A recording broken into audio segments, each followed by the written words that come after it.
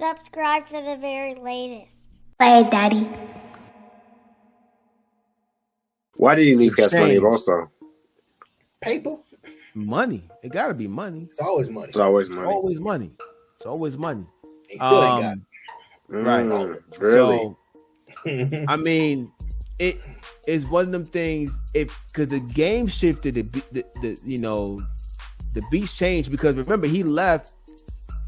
I think he left around the Carter two, if I'm not mistaken.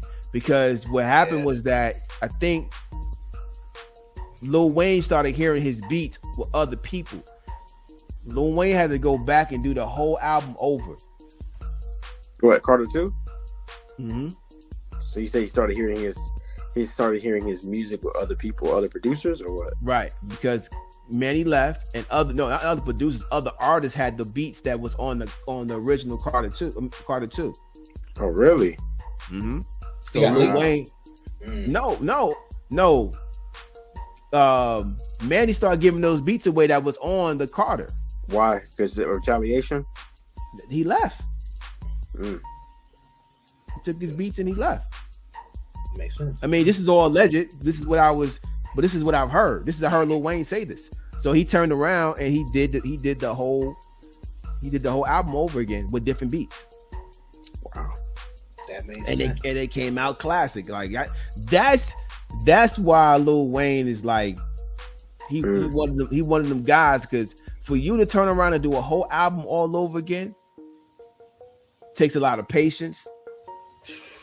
And it shows who you are when your back's against the wall. That's very true. It does speak volumes. It does. Yo, question though is the track "Shooter" on with Robin Thicke, is that on Carter 2? I think it's on 3. It's not on 3. I know it's not on 3 for sure. It's either on 1 or 2. I think it might be on 2. It's either 1 or 2. Might be on 2. I think Robin Thicke did that beat, by the way. That joke was on point. I think he did that beat. Hold on, let me see. That joke was hard. But I'm trying to figure who did that Money on My Mind beat. That joke. Shooters on Carter 2. There we go. That's classic. Yeah, Carter 2. I want to say that Money on My Mind is I think I used to know who did that beat. That Hustler's music was dope too. Yeah.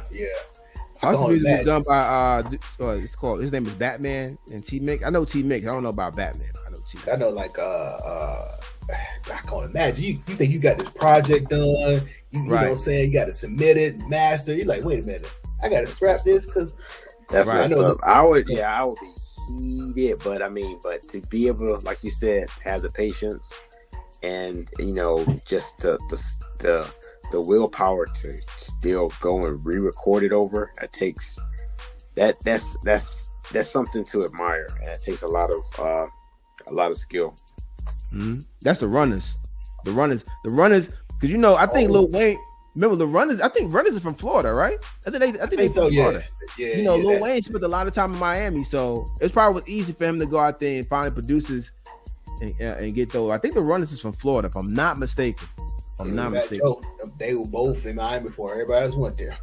Yeah, because the runners did beats on. They did hustling. They did hustling. They did that beat. Yep. Nice. They did some beats with DJ Khaled. So I want to say they're from Miami, but I could be making that up. They did that. You're right. They did that Khaled Kanye joint, Going Hard. Yep. Yeah, they had a nice hot run. Yeah. The runners was lit. They were running. They even got a Rihanna joint. Really? Which track did they do for her? California King Bed. That's the jam. That's the jam for real. Yeah, runners is lit. Shout out to the runners. They held it down in them 2000s and like in them 2010s in there. They held it down, man. Like that Miami scene, that was them and Justice League. Them two. Mm-hmm. Yeah, shout out to them.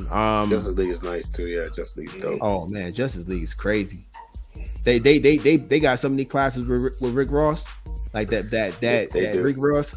That's Rick Ross's sound right there when they was Yeah, Justice it League. is. I mean, and come on, and Justice League I think they go back to what Knife Wonder in them, right? I think so. I think so. I know for sure they could definitely go back against Lex Luthor and all of them too. Oh, hey, what happened to Lex Luger? I don't know. He had like,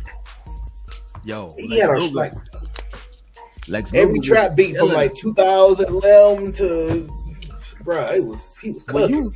When you listen to Lex Luger beats, you know why they call him Lex Luger. Like you know why they call him. He was killing them, bro. Lex Luger was very abrasive. Like it was raw. It was raw. Yeah, shout out to Lex Luger. Where are y'all, man? Y'all just spending y'all money. I think they're around somewhere because I mean they probably reach out to Lex. They probably get, when you produce so much, you kind of get like, you become like this producer that is like sought after. Yeah. So now you ain't got to chase. They come after you. And then now you can set your price. Mm-hmm. So those type of producers. But shout out to Lex Luger. He was it, man. Definitely. So yeah, so Mannie Fresh. So I'm putting them around 25, maybe in there, depending on who we talk about next. That might be better than him. Just saying. What Stephen A. say is fluid. It's fluid. Yeah. I hate when you say that. That's automatic, plausible deniability. Like right. You know you coming with some nonsense. Like it's fluid. Hey, because you can move it around. Hey, you move it around, man. I'm just saying. Like, I'm gonna get up out of here as soon as it started getting a little chaotic. Hey, it's fluid. But yeah, I mean, hey, y'all let us know in the comments. Some of y'all probably die hard Cash Money, Mannie Fresh fans. But hey, y'all let us know who y'all think is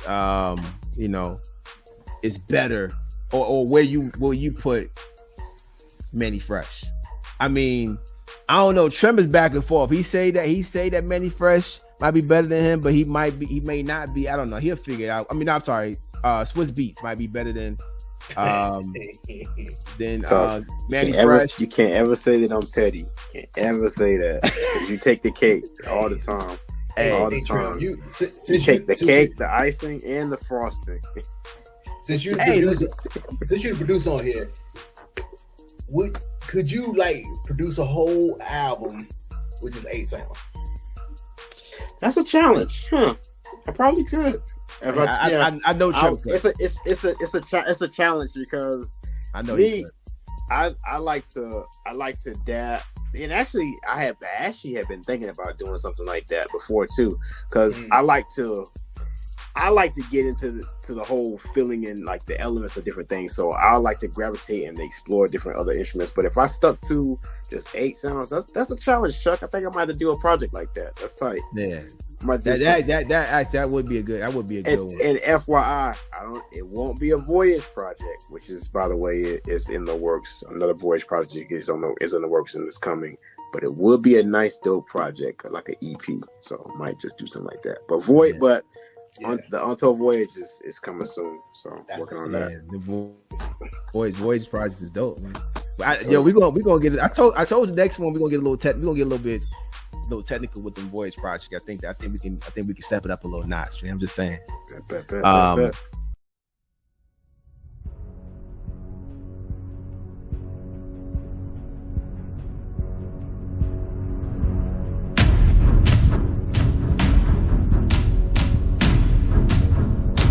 Play Daddy.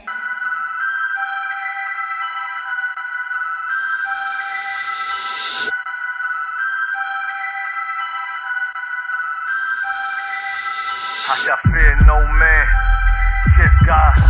But it was God that gave me these bars. My pen is the paintbrush, notepad the easel. Been painting with a twist before, sipping with my people. Stacking lines, equal sign, this verse is the prequel to the man you hear before you flowing through your speakers.